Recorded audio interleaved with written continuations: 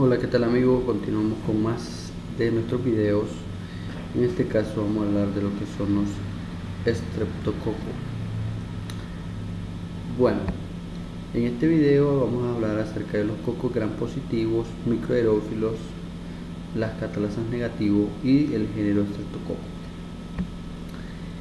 Dentro de las características generales, estas son bacterias esféricas gram positivas. Se distribuyen ampliamente en la naturaleza, son parte de la flora normal, se asocian a infecciones en humanos. Ellas elaboran sustancias extracelulares y enzimas. Y bueno, también lo que son grupos heterógenos de bacterias se disponen en pares o cadenas. El requerimiento nutricional varía según la especie. Los patógenos humanos son más exigentes nutricionalmente. El hábitat del género estreptococo. Bueno, estos son diferentes géneros que son bastante amplios. Nosotros vamos a hablar un poco resumido lo que es estos términos, porque no todos tienen una importancia médica. Hay unos que son más influyentes que otros, entonces los queremos basar o queremos explicar un poco más de los que tienen bastante o están más asociados a patología. Dentro de su hábitat están los parásitos de vertebrados, está principalmente el hábitat de la boca y el tracto respiratorio, algunas especies patógenas para hombres y animales. La población en aumento de pacientes inmunocomprimidos en flora normal alterada, es decir, la emergencia de cocos gram positivos conocidos y algunos no descritos como patógenos para el hombre. Aquí podemos ver lo que es el Streptococcus pyogenes, Streptococcus pneumoniae y el Staphylococcus aureus, lo que son las características de sus, en este caso de sus colonias o de sus cadenas, perdón. Dentro del género Streptococcus están los gram positivos en pares o en cadena, que presentan lo que son tabiques perpendiculares que forman cadenas, es decir, estas cadenas se unen y forman lo que se conoce como cápsula de ácido hialuronoico. Ahí existe una gran clasificación. En el 1903 se clasificaron lo que fue en base a hemólisis, que están los alfa hemolíticos, los beta hemolíticos y los no hemolíticos. Langenfeld en 1933 clasificó el carbohidrato C en grupos de A, AH y KAV, asociados más frecuentemente a infecciones A, B, C, G y D. Dentro de la clasificación de Langenfeld, estos estreptococos beta hemolíticos en grupo los clasificó en grupo con el grupo A, B, C, G según el carbohidrato C, D según el ácido teicoico. Diferentes especies poseen un mismo antígeno de grupo. La especie está relacionada a que poseen diferentes antígenos de grupo. Dentro de su clasificación se clasificó el grupo A, grupo B, grupo C, grupo D y grupo F, y según sus características de lo que es su toxicidad en este caso. Bueno, aquí continuamos viendo lo que son las taxonomías, como fueron clasificados en el 2005, donde se clasifican en filo, clase, orden, familia, y lo que es el género y la especie. Dentro de los cambios taxonómicos de cocos gram positivos, hoy en día se desarrolló en técnicas de biología molecular, ya por hibridación de DNA a DNA, hibridación de DNA a ARN, secuencia del gen 16S-RNA, proteínas celulares totales. Han permitido delinear diferencias entre género, especie, bacterias de estos grupos. Dentro de los grupos de estreptococos, sobre el análisis de secuencia de ARN se sobresalen lo que es el Streptococcus pyogenes, el Agalactiae, el Sanis, el Miti, el Mutans, el Salivarius, el Anginosus, el Intermedius, el Bovis, el Equinus, el Ueris y el Entericus. Siempre hablando de los cambios taxonómicos y nomenclatura de los estreptococos, en el 2002 Richard Falkland hizo una clasificación de grupos no beta hemolíticos. Se hicieron otros grupos con sus especies. Dentro de los laboratorios clínicos y la taxonomía, hoy en día se conoce lo que es el hemólisis en agar sangre, el carbohidrato C, características fenotípicas, métodos de biología molecular en el caso de su clasificación. En cuanto al estreptococo beta hemolítico grupo 1 de estreptococo piogénico, se han clasificado porque presentan que son formadores de colonias grandes, mayor a 0.5, pero también se clasifican los serogrupos: serogrupo A, serogrupo B, serogrupo C y C y E. Dentro del estreptococo beta hemolítico están los formadores de colonias pequeñas, están el grupo A, grupo C, G y los no agrupables, que se le conocen como grupos anginosos. También están los estreptococos no beta hemolíticos, como el Pneumoniae, que es un alfa hemolítico, el estreptococo bovis es no hemolítico, que tiene subespecies como el Equinus, el bovis infantarius. Sus características son células esféricas ovoides que miden de 0,5 a 1, micras de diámetro, en pares o en cadena, son microorganismos inmóviles, no espurulados, son anaerobios facultativos, presentan lo que es la quimiorganotróficos, presentan un requerimiento nutricional complejo, algunos requieren el 5% de CO2. El metabolismo fermentativo es junto con el ácido láctico pero sin gas, son catalasa negativa y su crecimiento es de 25 a 45 grados centígrados. Óptimo podría ser en 37 grados. Dentro de los que tienen mayor importancia médica está el Piógenes, el Agalactiae, el Digalactiae, el Bovis, el Anghinus, el Pneumoniae y el Viridans. Dentro del Piógenes, que es un beta hemolítico, presenta una bacteria más patógena dentro del género del estreptococo, es responsable de una gran diversidad y severidad de infecciones. Se puede observar la microscopía electrónica cómo están las cadenas de estas bacterias, en el caso del estreptococo piógeno.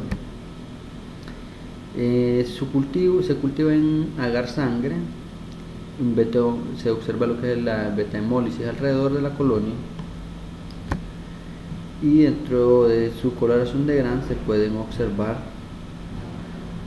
una muestra clínica.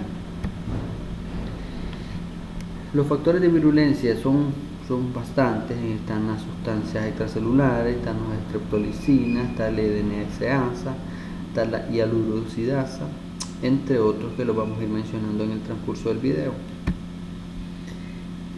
Su estructura presenta un peptidoglucano, presenta el carbohidrato C, que es el grupo específico carbohidrato C, presenta lo que es la cápsula, lo que es poco antigenicidad, y bueno, más adelante vamos a ir hablando detalladamente de estas características. Para empezar con los factores de virulencia, vamos a hablar de lo que es los mecanismos de daño, los factores de virulencia y donde se presentan. En el caso de la adhesión por esta bacteria, va a presentar factor de virulencia como la proteína M, proteína F, ácido lipotecoico, la proteína fijadora de inmunoglobulina G, la estreptolicina O, la toxina eritrogénica, las toxinas pirógenas estreptocóxicas. También a nivel enzimático está la estreptocinasa, la hialuronidasa, la nucleasa, la peptidasa C5A, la proteína M y el ácido hialurónico. Aquí miramos los factores de virulencia. En cuanto a su cápsula, presenta una resistencia a la fagocitosis, un factor de adhesión en una faringe y unas infecciones invasivas, que es cuando presentan antígenos no protectores. La proteína M, que presenta dos cadenas polipeptídicas enrolladas como hélice con más de 80 serotipos, constan de una región amino N-terminal, epitopes tipo específico y región carboxy-terminal anclada a la membrana citoplasmática. Que es decir, que la clase 1 presenta epítopes superficiales que reaccionan con los anticuerpos anti-M, carecen de antígenos proteicos con un factor de opacidad del suero, donde se presentan en faringitis, carecen de epitopes superficiales en el caso de la 2, de la clase 2. También se encuentra el ácido lipoteicoico, está la proteína F1, F2, las proteínas de superficie, proteínas asociadas a la proteína M y la peptidasa C5A, está la proteína H, que cada una de ellas tiene su acción, ya sea adherencia, evaden la colonización, evaden lo que es la respuesta fagocítica y ellas les permite adherirse o colonizar. Dentro de las toxinas estreptococales se encuentran las toxinas eritrogénicas o toxinas pirogénicas A, B, C y otras. Está la hialuronidasa, la estreptoquinasa, la DNasa, entre otras. Las hemolicinas, como en el caso de la streptolicina O, que tiene su grupo A, C, F y G. Está la streptolicina S, está el factor de opacidad del suero, como la alipoproteinasa asociada a proteína M clase 2. Todas estas están relacionadas con la lisis celular. Las microtomografías electrónicas que demuestran la unión y la internalización de los estreptococos en cultivos de células faríngeas humanas, se observaron estreptococos del grupo A. Se asocian con microvellosidades al entrar en contacto inicial con las células faríngeas. La extensión de membranas se produjo durante el proceso de internalización. La interacción de la superficie puede verse entre las células faríngeas y estreptococos. Los estreptococos intracelulares se encontraron incluidas en vacuolas citoplasmáticas.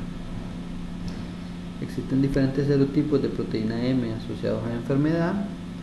En el caso de la faringitis, a convertirse en una fiebre reumática, está la proteína M1, 3, 5, 5, 6, 14, 18, 19, 24. Está la proteína M2, proteína M1. Todas estas tienen relación con diferentes patologías. Todas las infecciones por Streptococcus pyogenes iniciarán por una adhesión del organismo bacteriano a las células epiteliales humanas, incluido las cavidades orales, nasales y la piel. Los patógenos bacterianos expresan varias moléculas que están ancladas a la pared celular como estructuras parecidas a fibrillas. Varias proteínas parecidas a fibrillas de superficie también se unen a proteínas de matriz extracelular humana que incluyen la fibronectina, la laminasa y el colágeno. Se identificaron y se caracterizaron proteínas de unión. Estas proteínas de unión son factores de adhesión y factores de invasión a las proteínas de unión, que incluye la F1, la F2, entre otros. Cada proteína de unión se expresa y distribuye un grupo de partículas en el organismo del serotipo M. Los serotipos altamente virulentos de la cepa de Streptococcus pyogenes expresan una o más proteínas en la unión. Dentro de la topología de los factores del SA que alteran en función de los neutrófilos, producen varias proteínas que secretan la matriz extracelular. La mayoría de estas proteínas inhiben la fagocitosis de los polimorfos nucleares y también generan moléculas unidas a la superficie que inhiben la fagocitosis. Es un sistema regulador de genes directamente relacionado con la inhibición de la función de los polimorfos nucleares humanos.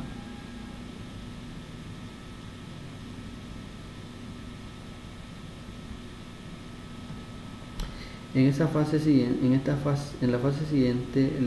a la invasión bacteriana en los tejidos humanos, el Streptococcus pyogenes debe evadir la inmunidad innata humana, que funciona como una barrera protectora inicial contra los patógenos. Los neutrófilos y el complejo desempeñan papeles importantes en la inmunidad innata y los productores de activación de complementos C3b y C5 activado, que desempeñan papeles centrales en la inmunidad del complemento. En el caso de la proteína GAPDH de Streptococcus pyogenes, permite la evasión del sistema de complemento bloqueado C5 activado. Después de la invasión de las bacterias, trabajan junto a C5 activado peptidasa para permitir que las bacterias escapen a la detección de los neutrófilos, lo que puede explicar la falta de migración de neutrófilos a los sitios de infección. En el caso de la estreptolicina estreptolicina S y O, que son toxinas que son la base de las propiedades beta hemolíticas del organismo. La estreptolicina O causa una respuesta inmune y la detección de anticuerpos en el suero sanguíneo que produce poros como el complemento de linfocitos, plaquetas y células tisulares. La antiestreptolicina O puede usarse clínicamente para confirmar una recién infección. En el caso de la estreptolicina S, es una hemolicina adherida a las células y estable frente al oxígeno. No es muy inmunológica, es capaz de lisar los eritrocitos, así como los leucocitos y plaquetas tras el contacto directo. Tanto las toxinas piogénicas, que son las responsables de la fiebre escarlatina y es la responsable del síndrome de shock tóxico estreptocóxico. La estreptoquinasa activa es enzimáticamente al plaminógeno, una enzima digiere a la fibrina. La peptidasa de 5-CA activado degrada al CA5 del complemento. C5A del complemento. También está la difosfopiridina nucleotidasa que provoca la lisis de los leucocitos, la hialuronidasa que ayuda a las bacterias a diseminarse. También está el ácido hialuronoico junto a la proteína M inhiben lo que es la fagocitosis. Eso fueron parte de las endotoxinas. Ahora hablando acerca de las exotoxinas, como en el caso de las toxinas eritrogénicas o pirogénicas A, B y C. Se clasifican en exotoxina F, superantígenos y otros superantígenos que los vamos a tratar de detallar. Bueno, son antigénicas los anticuerpos que están elevados en enfermedad invasiva. Actúan como superantígenos, interactúan con el complejo mayor discompatibilidad clase 2, activando las células T que liberan la interleuquina y las citoquinas inflamatorias, que ya todos sabemos que es el factor de necrosis tumoral e interferón. Dentro de las manifestaciones clínicas, presenta una patogénesis, como podemos ver aquí, hay diferentes enfermedades como la meningitis, otitis, sinusitis, tonsilitis, faringitis, neumonías, endocarditis a nivel de la piel, el linfético, la erisipela, la escarlatina, la fiebre puerperal, la fascitis necrosante y la miositis. Puertas de entrada ya sabemos que son a nivel oral o a nivel respiratorio, donde presentan una diseminación, donde dejan secuela o no superativa, se puede convertir en una fiebre reumática y como también una glomerulonefritis. La infección en la piel y tejidos blandos, parte de sus manifestaciones clínicas, infección en las vías respiratorias, infección generalizada, complicaciones supurativas, secuelas no supurativas. Ya hablando acerca de algunas patologías, como el caso del pioderma o impétigo, que afecta a las caras y las extremidades. Su modo de transmisión es de persona a persona, principalmente de 2 a 5 años, pobre en higiene personal y afecta en verano y clima húmedo y templado. En el caso de la erisipela, que es una inflamación aguda de la piel que afecta a niños y ancianos con compromisos de vasos linfáticos cutáneos, donde afecta tanto la cara, el tronco y las extremidades. La lesión de eritema y tumefacción con bordes eritematosos sobreelevados, netamente diferenciados en el tejido normal. La celulitis, que es una inflamación aguda diseminada en la piel y tejido subcutáneo. La lesión no sobreelevada sin límite neto entre la piel sana y la afectada. También está el síndrome de shock tóxico, que se conoce junto con la fascitis necrosante. En este caso, pues tenemos imágenes de la fascitis necrosante que afecta a los tejidos subcutáneos y fascias musculares. Va a presentar una muerte en un transcurso de 24 a 72 horas.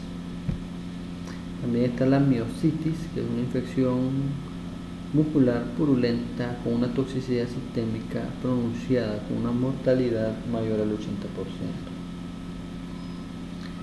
Dentro de las manifestaciones clínicas del Streptococcus pyogenes que elaboran toxinas pirógenas, donde se va a presentar la fiebre escarlatina con presencia de rash, la lengua en fresa y descamación de piel. Afecta tanto el tórax, cuello y extremidades. No afecta cara, palma de las manos y planta de los pies. Las manifestaciones clínicas por las vías respiratorias altas, como en el caso de la faringitis, en todas las edades, principalmente afecta a niños en edad escolar de 5 a 15 años, en otoño y en invierno. Presenta un periodo de incubación de 2 a 4 días, con manifestaciones clínicas como odinofagia, hipertermia, cefalea, hiperplasia linfoide, amígdalas tumefactadas. Dentro de las manifestaciones también están las complicaciones supurativas como el accesos periamigdalinos y retrofaringeos, adenitis cervical superior, sinusitis, otitis media, mastoiditis, neumonía, bacteremia.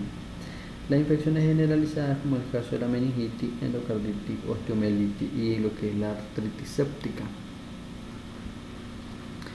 Existen complicaciones no supurativas que son a partir de una infección en piel, como el caso de la glomerulonefritis aguda, que están relacionadas con la presencia de la proteína M, los serotipos 2, 49, 57, 59, 60 y 61.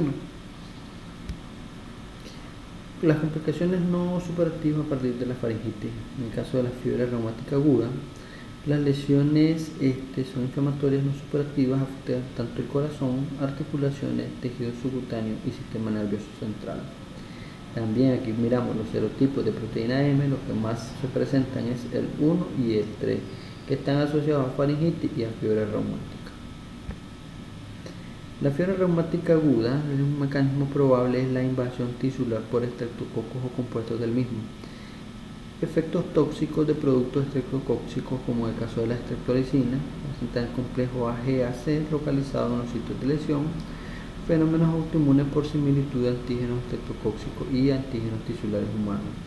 La presencia de lesión exudativa inflamatoria proliferativa de los tejidos afecta principalmente corazón, articulaciones, vasos sanguíneos, produce artritis, carditis y muerte.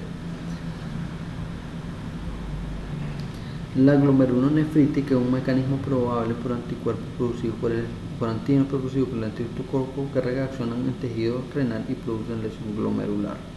El depósito de complejos preformados de antígeno-anticuerpos dentro del glomérulo. Su diagnóstico tiene que basarse en datos clínicos, hallazgos físicos y evidencias confirmatorias en los informes por estreptococo. Títulos séricos de anti-DNasa, anti-hialuronidasa, anti-estreptolicina o mayor de 200 unidades para este tipo de enfermedades renales. Siempre tenemos que recordar que la glomerulonefritis aguda puede presentarse 10 días después de una faringitis o 3 semanas después de una infección cutánea. Epidemiológicamente afecta principalmente a niños de 5 a 15 años. Su incidencia en edad escolar, pero todos los grupos etarios son susceptibles. El estado portador coloniza fauces de 15 a 20% de niños en edad escolar, menos en adultos. Su contagio puede ser de persona a persona, en el caso de la faringitis por gotas de saliva o secreciones nasales, en el caso de la epidermitis por meses cálidos o por deficiencias de higiene.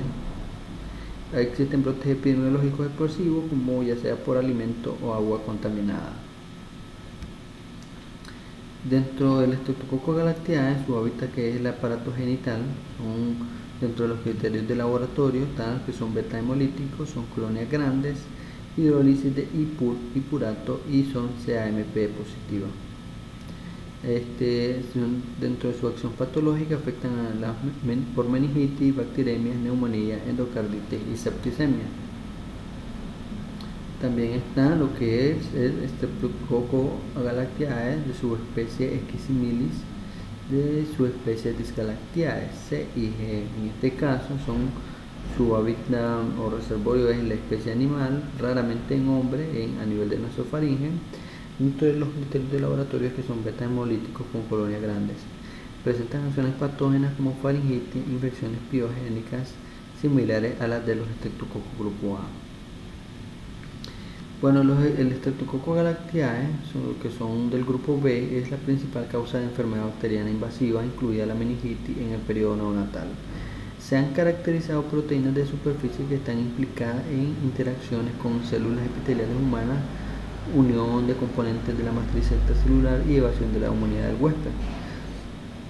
Los factores de virulencia conocidos: se han identificado varios factores de virulencia en el caso del Streptococcus galactiae en los modelos de ratón y de rata. En particular, las cápsulas de polisacárido y la hemolicina secretada son de gran importancia para la virulencia.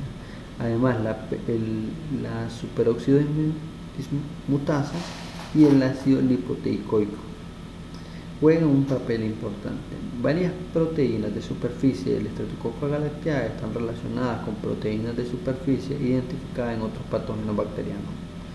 Debido a que algunas proteínas de superficie del Streptococcus galactiae provocan inmunidad protectora, son prometedoras como componentes de una vacuna basada que son las proteínas o como vínculo en vacunas conjugadas con polisacáridos.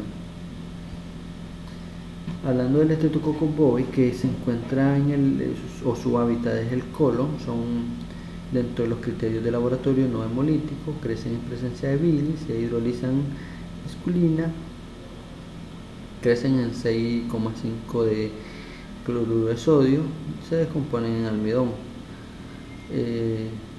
Dentro de las acciones patogénicas está que se presentan en endocarditis, aislados de sangre en pacientes con cáncer colorectal.